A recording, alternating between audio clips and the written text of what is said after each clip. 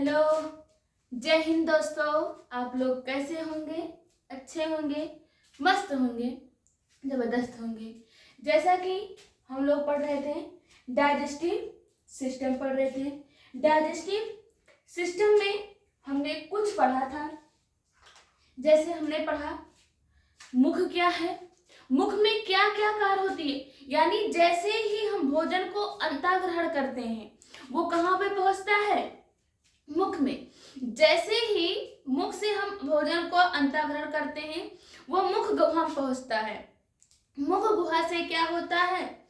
मुख गुहा से ही सभी भोजन को क्या किया जाता है? जटिल अवस्था से सरल अवस्था में तोड़ा जाता है। क्या किया जाता है?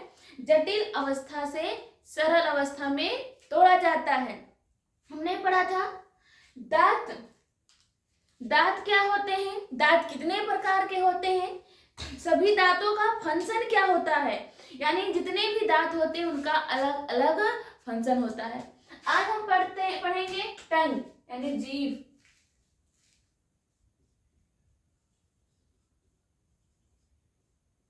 इसको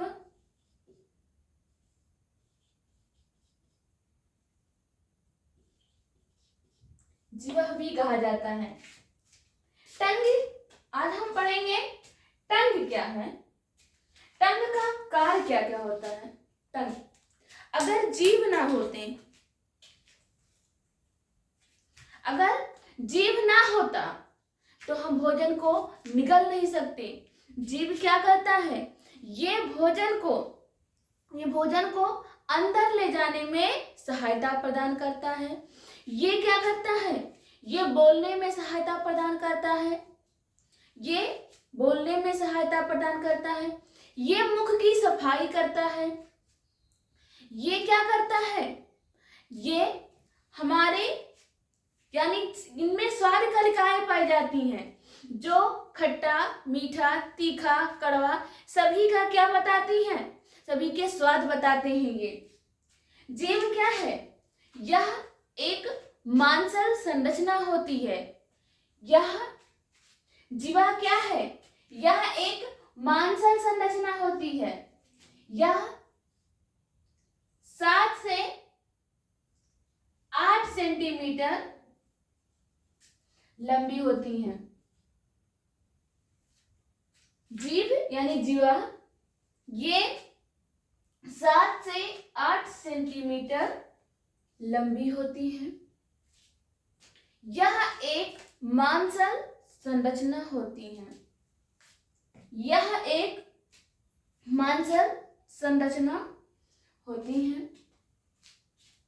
जीवा हमारे मुख गुहिका में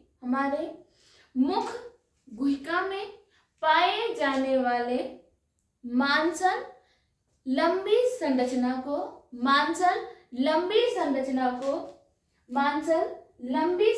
को ही क्या कहा जाता है? जीवा कहा जाता है। ये 7 से 8 सेंटीमीटर लंबी होती हैं। ये 7 से 8 सेंटीमीटर लंबी संरचना होती है। जीवा क्या है? यह एक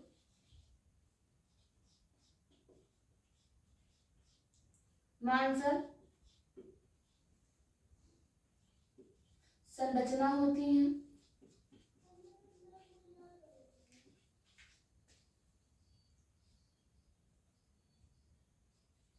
ये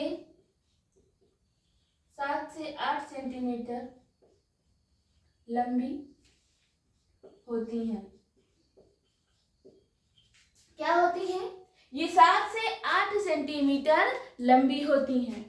इनका फंक्शन क्या होता है? जीवा का कार्य क्या होता है?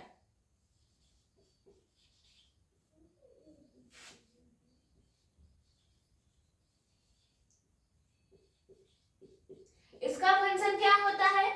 जीवा ये भोजन को निगलने में सहायता प्रदान करती हैं। ये भोजन को निगलने में सहायता प्रदान करती हैं। ये गूंज उत्पन्न करती हैं, यानी बोलने में सहायता प्रदान करती हैं, भोजन निगलने में सहायता करती हैं, मुख की सफाई करते हैं तथा ये स्वाद की जानकारी देते हैं। ये स्वाद की जानकारी देते हैं। पहला फंक्शन क्या है? ये भोजन को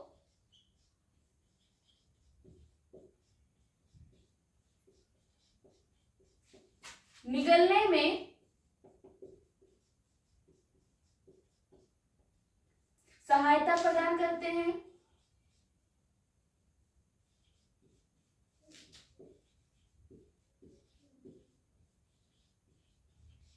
सहायता प्रदान करते हैं। नेक्स्ट, ये क्या करते हैं? ये मुख गुहा की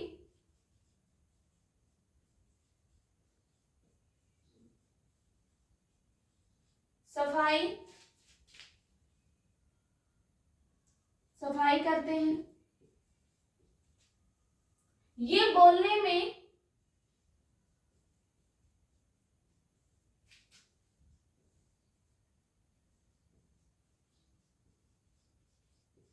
सहायता प्रदान करते हैं।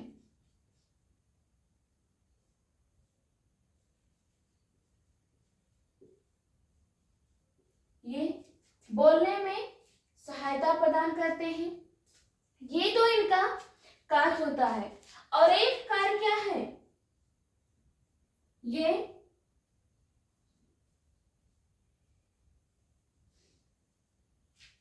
स्वाद की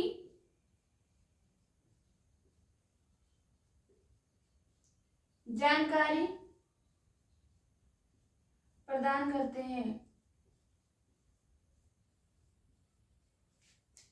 क्या करते हैं? ये स्वाद की जानकारी प्रदान करते हैं। जानकारी कैसे देते हैं?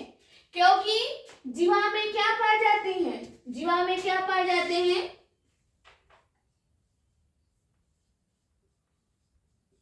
स्वाद कलिकाएं पाई जाती हैं। यानी स्वाद कलिकाएं पाई जाती हैं जो क्या खट्टे, मीठे, तीखे, कड़वे आदि को बताते हैं कि कौन से भोज्य पदार्थ खट्टे हैं, कौन से मीठे हैं। ये इनकी जानकारी प्रदान करते हैं। जीवा या 7 से 8 सेंटीमीटर मांसल व लंबी संरचना होती है। ये क्या करती है? 7 से 8 सेंटीमीटर मांसल संरचना होती है। ये क्या क्या करती हैं? ये भोजन को निगलने में सहायता प्रदान करती हैं। ये मुख गुहा की सफाई करते हैं। ये बोलने में सहायता प्रदान करते हैं तथा विभिन्न प्रकार के स्वादों की जानकारी प्रदान करते हैं। अब आता है कि जीभ का कौन सा भाग क्या बताता है, यानी किस प्रकार का स्वाद बताता है, यानी किस प्रकार का जीभ का कौन सा भाग कौन कौन से स्वाद बताते हैं? जीभ का आगे वाला भाग, ये जीभ का आगे वाला भाग क्या बताता है? मीठे का स्वाद बताता है। किसका? मीठे का स्वाद। जीभ का अग्रभाग ये मीठापन बताता है। जीभ का मध्य भाग यानी दोनों किनारे, जीभ के मध्य के किनारे वाला भाग क्या बताता है? खट्टापन। खट्टापन का स्वाद बताता है। यानी जो जीवा होते हैं उसके मध्य के किनारे वाले भाग दोनों क्या करते हैं? दोनों क्या करते हैं? ये खट्टेपन का स्वाद देते हैं तथा जीभ का पश्च वाला भाग यानी पीछे वाला भाग ये क्या बताता है? ये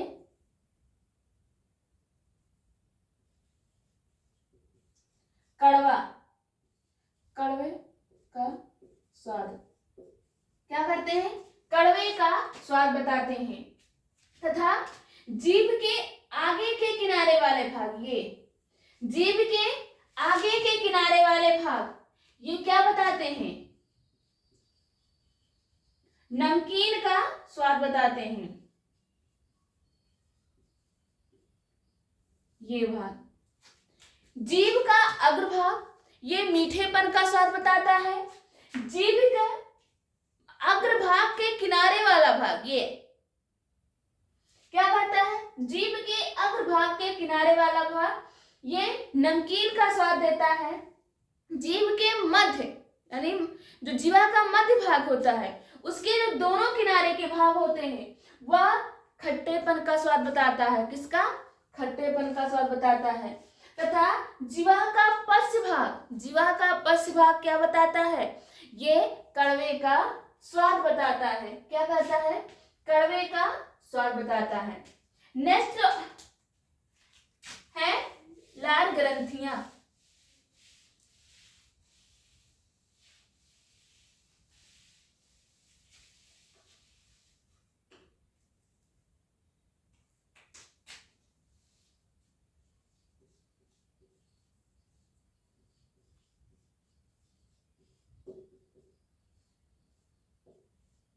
लार ग्रंथि, लार ग्रंथ ये कहाँ होते हैं?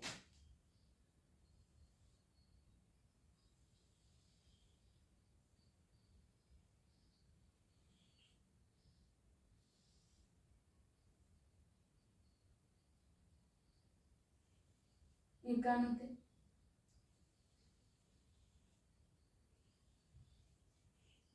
यहाँ उपस्थित होते हैं।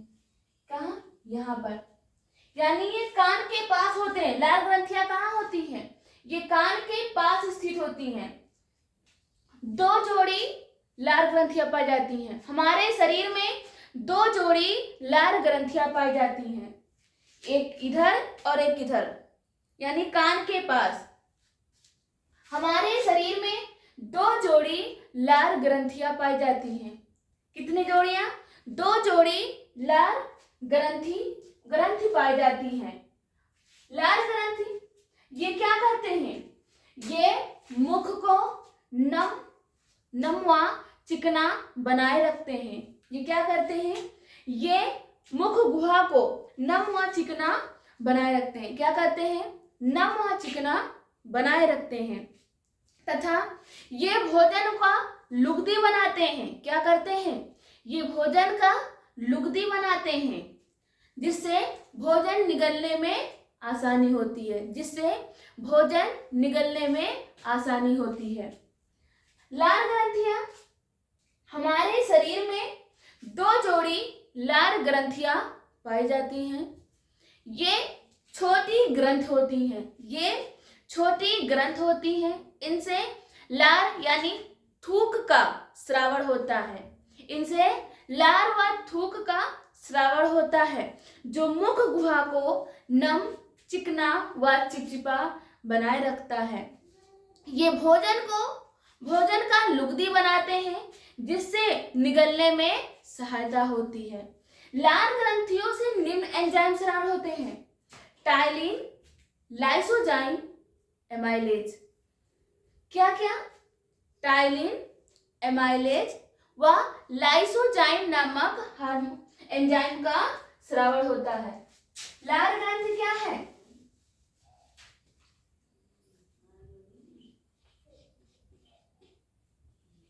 हमारे शरीर में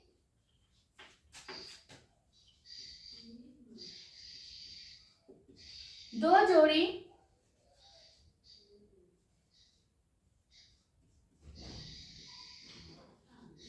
लार ग्रंथ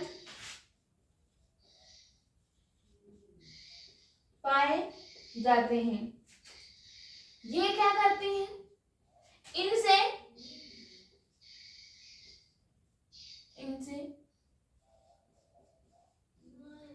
लार व थूक का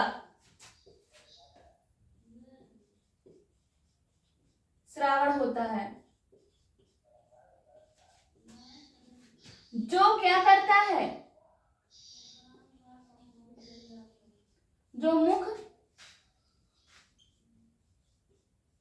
गुहा को नम, चिकना व चिपचिपा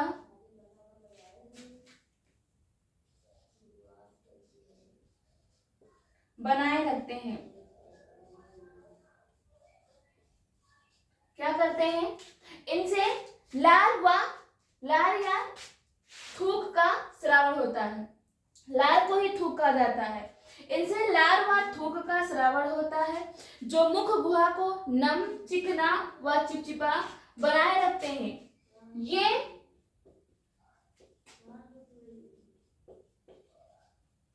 भोजन को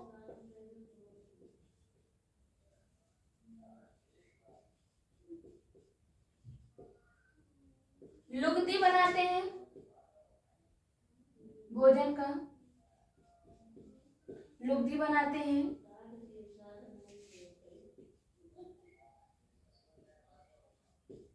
जिससे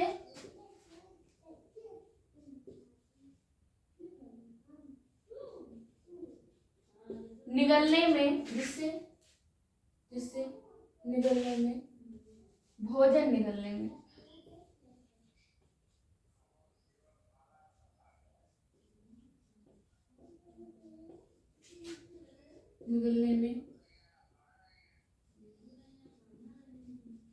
सहायता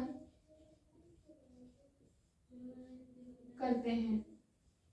क्या करते हैं? जिससे ये भोजन का लुगदी बनाते हैं, जिससे क्या होते हैं? भोजन निगलने में सहायता करते हैं। ये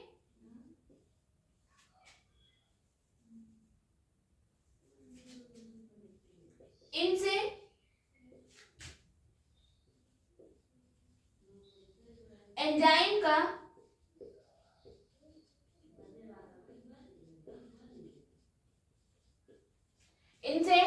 एंजाइम का स्रावन होता है। इनसे एंजाइम का स्रावन होता है। कौन कौन से एंजाइम होते हैं?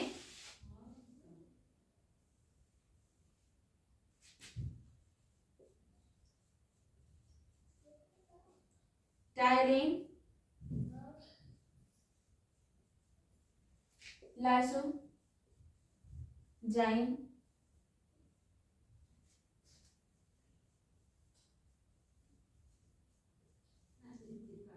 एमाइलेज। लार ग्रंथियों से एंजाइम का स्रावन होता है। कौन कौन से एंजाइम? टायलिन, लाइसोजाइम व एमाइलेज एंजाइम का स्रावन होता है। ये एंजाइम, इन एंजाइमों का कार्य क्या होता है, यानी फंक्शन क्या होते हैं? टायलिन एंजाइम ये क्या करते हैं? जैसे भोज्य पदार्थों में क्या पाए जाते हैं? कार्बोहाइड्रेट पाए जाते हैं। क्या पाए जाते हैं? कार्बोहाइड्रेट पाए जाते हैं। कार्बोहाइड्रेट यानी ये मंड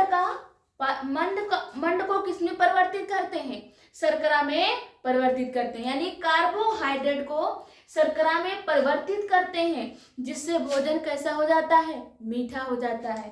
टायलिन एंजाइम क्या करता है? कार्बोहाइड्रेट को यानी मंड को किसमें? शर्करा में परिवर्तित करता है। टायलिन कन्वर्ट कार्बोहाइड्रेट इनटू किसमें? शर्करा। ये क्या करता है? ये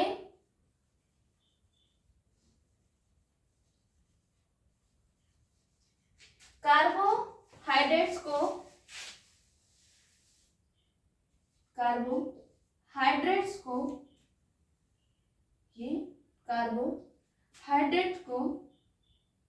किसमें परिवर्तित करते हैं?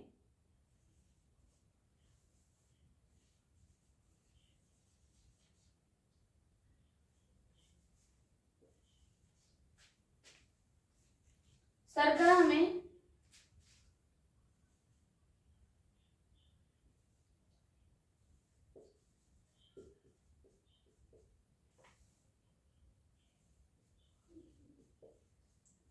में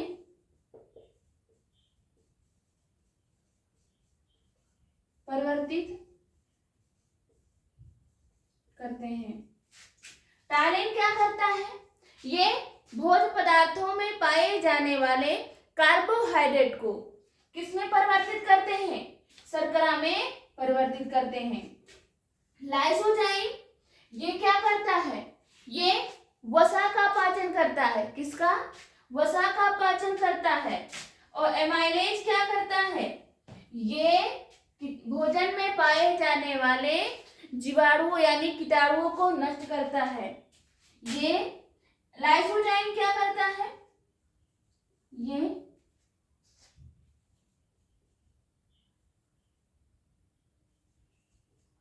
वसा का पाचन करता है। एमाइलेज क्या करता है? ये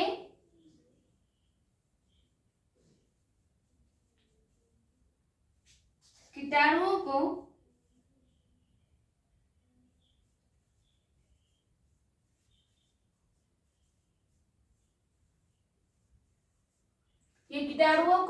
नष्ट करता है। ये है लार ग्रंथि। लार ग्रंथ हमारे शरीर में 2 जोड़ी लार ग्रंथियां पाई जाती हैं।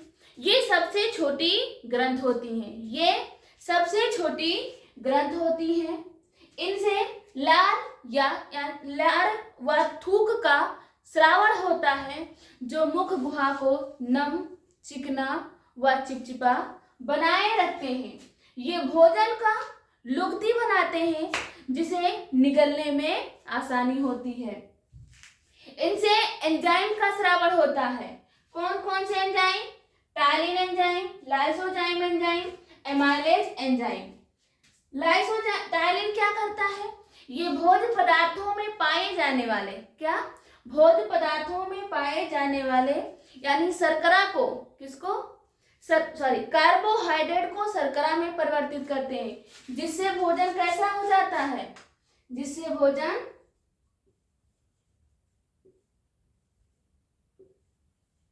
मीठा हो जाता है।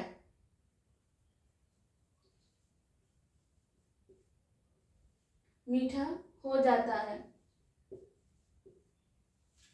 लाइसोजाइम ये वसा का पाचन करते हैं। एमाइलेज एंजाइम ये क्या करते हैं? कीटाणुओं को नष्ट करते हैं। ये क्या करते हैं? कीटाणुओं को नष्ट करते हैं। नेक्स्ट है आहार नाल।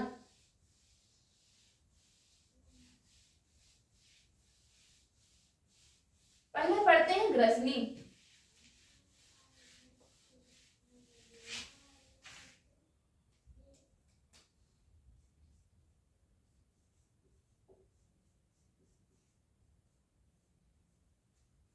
ग्रसनी ये क्या है? ये क्या है? ग्रसनी है। ये तो दिख रहा है।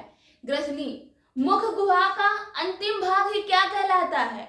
ग्रसनी कहलाता है। मुख गुहा का अंतिम भाग क्या कहलाता है? ग्रसनी कहलाता है। मुख गुहा का अंतिम भाग ग्रसनी कहलाता है। ये भोजन को आहार नाल में पहुंचाते हैं। ये भोजन को आहार नाल में पहुंचाते हैं। ग्रसनी 3 भागों में बटी होती है। ग्रसनी 3 भागों में बटी होती है। आहार ग्रसनी, श्वसन ग्रसनी, कंठ ग्रसनी।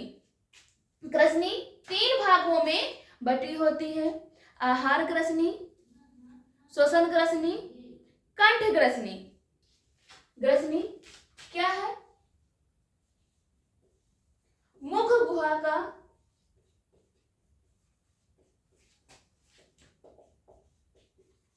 अंतिम भाग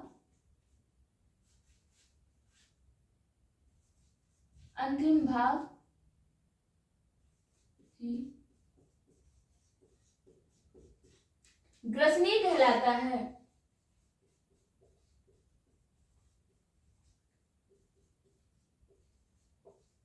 ये भोजन को आहार नाल में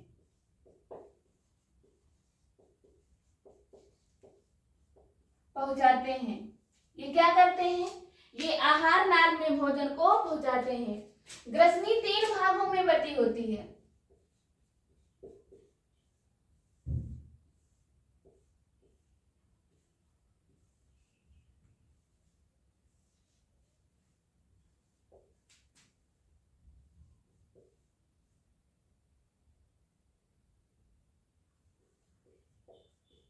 आहार ग्रसनी, श्वसन ग्रसनी और कंठ ग्रसनी।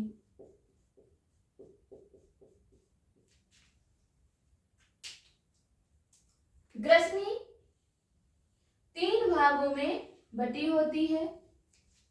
आहार ग्रसनी, श्वसन ग्रसनी व कंठ ग्रसनी। आहार ग्रसनी क्या करता है? ये केवल भोज्य पदार्थों को ही, किसको? केवल भोज्य पदार्थों को ही हमारे शरीर के अंदर ले जाता है। आहार ग्रसनी क्या करता है? ये भोज्य पदार्थों को कहां पर ले जाता है? आहार नाल में पहुंचाता है। किसमें? आहार ग्रसनी ये भोज्य पदार्थों को आहार नाल तक पहुंचाते हैं। श्वसन ग्रसनी ये केवल गैसीय पदार्थ को क्या करते हैं? ये केवल गैसीय पदार्थ का आवागमन करती हैं। किसका? केवल गैसीय पदार्थ का, यानी ऑक्सीजन को ले जाएंगी और कार्बन डाइऑक्साइड को बाहर निकालती हैं। कंठ ग्रसनी ये क्या करता है? कंठ ग्रसनी ये जो दिख रहा है ये क्या है? ये कंठ है। ये क्या है? कंठ है, जो क्या करता है? गूंज उत्पन्न करता है, यानी स्वर का निर्माण करता है। कंठ ग्रसनी ये स्वर का निर्माण करता है। इसे स्वर यंत्र भी कहा जाता है। इसे स्वर यंत्र भी कहा जाता है। आहार ग्रसनी ये केवल भोज्य पदार्थों को ही आहार नाल तक पहुंचाते हैं। श्वसन ग्रसनी ये केवल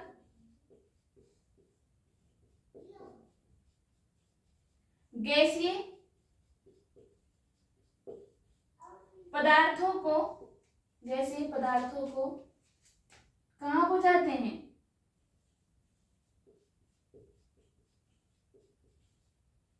श्वास नली में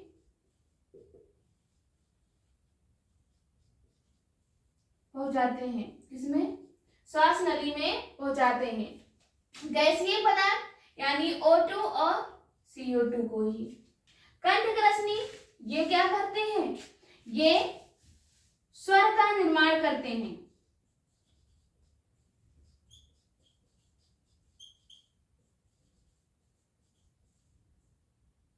इसका स्वर का निर्माण करते हैं।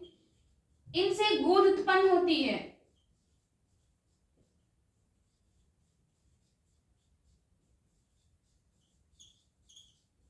क्या होती है? गूंज उत्पन्न होती है। इसे स्वर यंत्र भी कहा जाता है।